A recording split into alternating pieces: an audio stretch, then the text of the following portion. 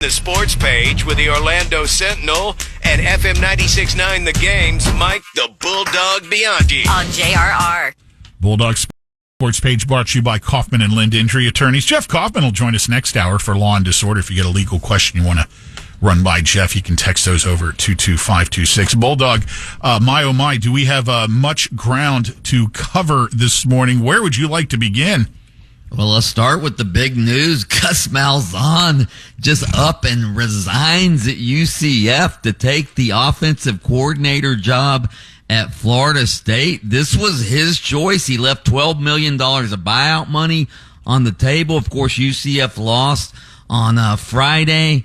Finished 4-8. There was rumors about Gus's, what was Gus gonna do? He said after the game, hey, I want to fix this program. And then, the next morning it's announced that he's leaving to take the offensive coordinator job at Florida State. As I wrote in my column, this is a huge Christmas gift for UCF because, they get rid of Gus, who was becoming increasingly unpopular with the fans, and they don't have to pay the buyout, and now they can go hire a new coach, which should be done quickly. I talked to some people yesterday.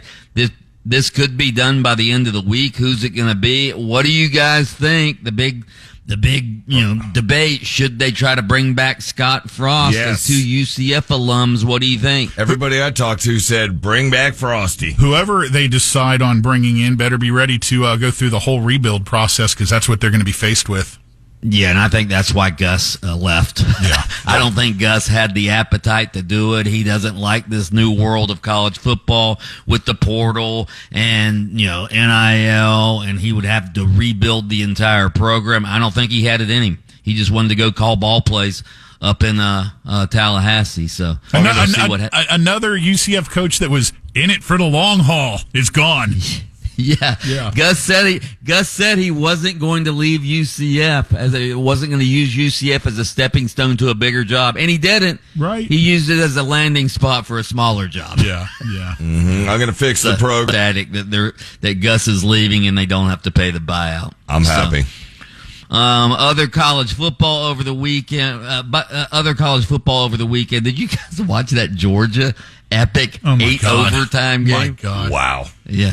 So Georgia wins that game against Georgia Tech. Miami. My God, Lynch. The Hurricanes are never going to win the ACC. No. They lose 2 of their last 3 games to Georgia Tech and then Syracuse over the weekend. They are not in the ACC championship game. I doubt they're going to even make the playoff now. Two things. That's sad. Two things. They deserved to lose that game. Yeah. They absolutely deserved to lose that game. Second, even if they had pulled it out, they would have got run over by SMU next weekend. I have no doubt whatsoever. God, yeah. No doubt. Yeah, SMU's good. Yeah. Gators beat Florida State. No big surprise there. They had the scuffle after the game when the Gator players tried to plant the flag at midfield up at Doak Campbell Stadium. So the players had to be separated. It wasn't as bad as the flag planting incident during the Ohio State Michigan game where the cops had to use pepper spray to separate the two teams. But I'm like, what is going on? I tell you what, those are some real geniuses on the Gators team who, after knowing full well what happened in Ohio earlier in the day, go and pull that nonsense.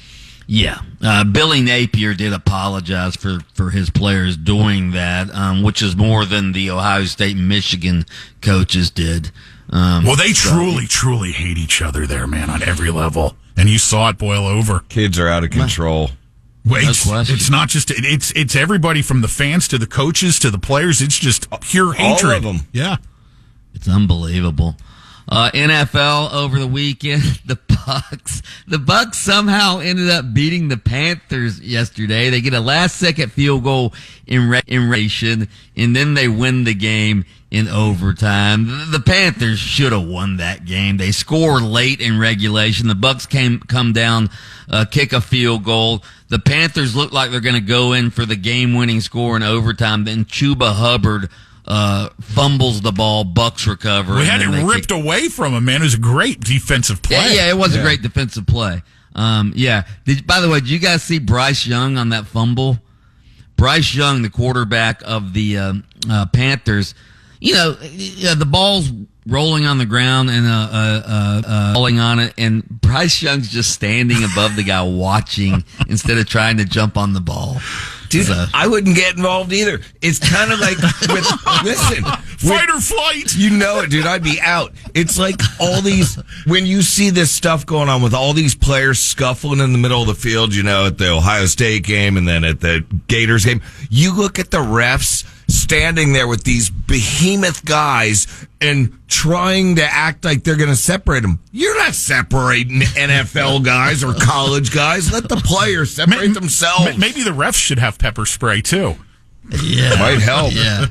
Yeah, they needed some pepper spray for that Texans linebacker who just leveled Trevor Lawrence, knocked Trevor Lawrence out of the game. Trevor Lawrence has a concussion. Azeez Al-Shahir, all right?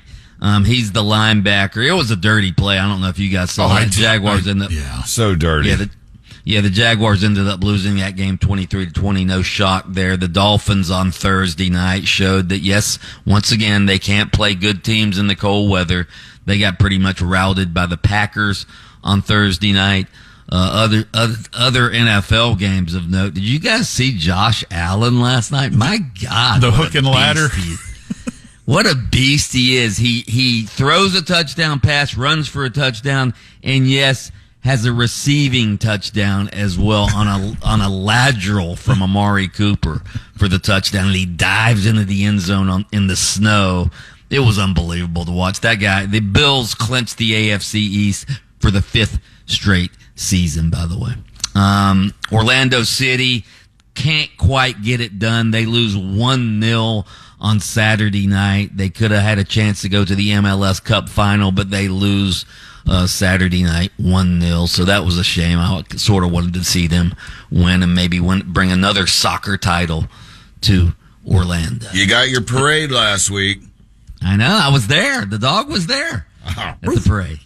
Yeah. Didn't last quite as long as I wanted it to, though. It was a pretty short parade, but it was a parade nonetheless. So, did I miss anything?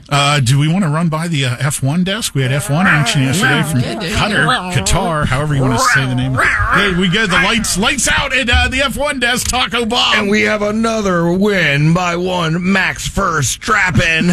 Strapping on the win. No, but Verstappen straps him on in Qatar. One more race to go next. He's already won the drivers' championship. So that's how he rolls, no pun intended. One more race to go. I did miss something, by the way. The Magic last night won their sixth straight game, 100-92 against the Brooklyn Nets. Of course, the Franz led the way with 20 points. So the Magic are red hot right now, looking good. Bulldog, you're going to have fun over on your show this morning, and I don't blame any of you if you want to bounce over there and listen to some more overreactions on this Overreaction Football Monday. You'll find the dog hosting Open Mic on AM 740 and FM 96.9 The Game. Thank you for taking the time out of your show to join us here for the sports page each morning on JRR, brought to you by Kaufman and Lind. That's right. You can listen to Under Oath with attorney Jeff Kopp, and it's every Saturday morning on our station, FM 96.9 The Game. You can catch extended versions on your favorite streaming platform. Listen, Taco.